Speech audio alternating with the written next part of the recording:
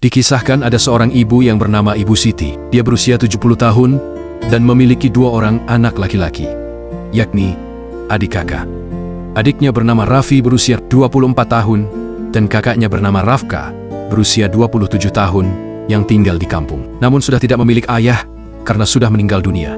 Setelah sekian lama menunggu, akhirnya Rafka menerima panggilan kerja di satu perusahaan besar yang ada di kota. Lalu Rafka pun pamit kepada ibu dan adiknya, lalu berangkat ke kota dengan pakaian rapih dan membawa sejumlah pakaian di dalam tasnya untuk baju ganti di sana. Setelah tiba di kota, Rafka langsung mendatangi perusahaan tersebut untuk diinterview oleh personalianya. Dan akhirnya Rafka pun diterima oleh perusahaan tersebut di bagian komputer, karena Rafka memiliki kemampuan informatika yang baik. Di samping itu, ada doa ibu dan adiknya yang di kampung yang selalu dikhususkan untuk Rafka setiap hari, agar Rafka selamat, sehat, dan selalu dimudahkan dalam pekerjaannya. Doa itu selalu dibacakan ibu dan adiknya setiap hari untuk Rafka. Singkat cerita, setelah 1 bulan Rafka bekerja, lalu Rafka menerima gaji pertamanya dari perusahaan tersebut, dan Rafka pun sangat senang menerimanya.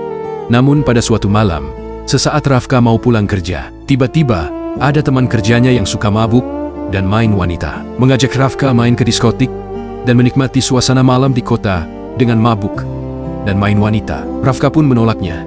Namun temannya terus memaksa Rafka karena dalam keadaan mabuk. Lalu akhirnya Rafka pun terbujuk oleh temannya untuk main ke diskotik. Dan akhirnya Rafka pun terjerumus, mabuk, dan main wanita. Dan itu selalu dilakukannya setiap hari, karena sudah kecanduan. Ibunya pun di kampung mulai merasakan tidak enak hati, cemas, tidak bisa tidur, dan sangat kepikiran Rafka di kota. Ia langsung berdoa agar anaknya Rafka selalu diselamatkan dan dijauhkan dari segala mara bahaya. Tiap berdoa, ibunya selalu menghususkan doanya kepada Rafka, tanpa mendoakan adiknya Raffi.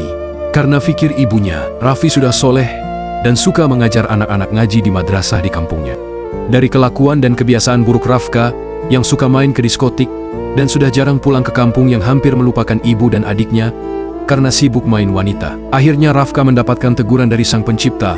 Ia tiba-tiba dipecat dari perusahaannya, dan dia pun sangat menyesali semua perbuatannya, dan memutuskan untuk pulang ke kampung, karena ingin menghindari perbuatan-perbuatan buruk di kota, dan teringat ibu dan adiknya. Padahal adiknya di kampung disuruh ibunya untuk menyusul Rafka ke kota, karena sudah hampir 2 bulan tidak mengabari ibunya di kampung. Dan Raffi pun berangkat ke kota naik bis, meski tidak tahu jalan dan tempat Rafka bekerja. Setelah di tengah perjalanan, Raffi menelpon Rafka, namun handphone Rafka jatuh dan hancur. Dan akhirnya, miskomunikasi. Setibanya Raffi di kota, dia kebingungan harus kemana. Dia hanya tahu nama perusahaannya saja. Lalu dia mencoba bertanya kepada wanita yang lewat di sampingnya. Wanita itu pun tahu tempatnya dan mengantarkan Raffi. Meski lumayan jauh untuk jalan kaki dan sudah larut malam. Namun tiba-tiba hujan turun sangat lebat dan wanita itu mengajak Raffi untuk berteduh dulu di rumahnya. Karena kebetulan, perusahaan yang dituju melewati rumah wanita tersebut.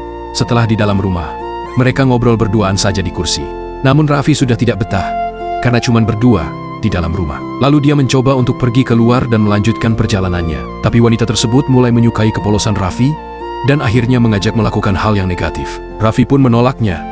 Tapi wanita itu terus menggoda Raffi, dan Raffi hanya bisa tersenyum meski hatinya mulai tergoda. Di tengah asik ngobrol, tiba-tiba gempa besar terjadi, dan mereka pun sangat kaget dan ketakutan, dan tidak sempat menyelamatkan diri karena reruntuhan tembok mulai berjatuhan. Dan akhirnya mereka berdua meninggal dunia di tempat itu. Di sisi lain, Rafka baru sampai ke kampung halaman dan baru bertemu dengan ibunya sambil menangis sedih. Di saat Rafka menanyakan Raffi kepada ibunya, tiba-tiba ada telepon dari tim penyelamat dari kota memberitahukan bahwa adiknya Raffi meninggal dunia akibat gempa dan tertimpa reruntuhan tembok di rumah seorang wanita. Rafka dan ibunya pun sangat kaget, terkejut dan sangat tidak menyangkanya dengan laporan itu. Tapi itulah kenyataannya. Dan pada akhirnya, Rafka dan ibunya sangat terpukul atas kejadian ini. Rafka menyesali atas semua perbuatan buruknya saat di kota. Dan ibunya menyesali, karena dulu doanya hanya fokus kepada Rafka saja. Dan jarang mendoakan Raffi, karena sudah dianggap soleh. Pesan moral dalam cerita ini adalah, dimanapun kita berada, mintalah kepada Allah untuk dikuatkan iman kita. Dan berdoalah untuk semua anak kita, ibu bapak kita, dan semua keluarga kita, bahkan orang yang membenci kita. Semoga bermanfaat.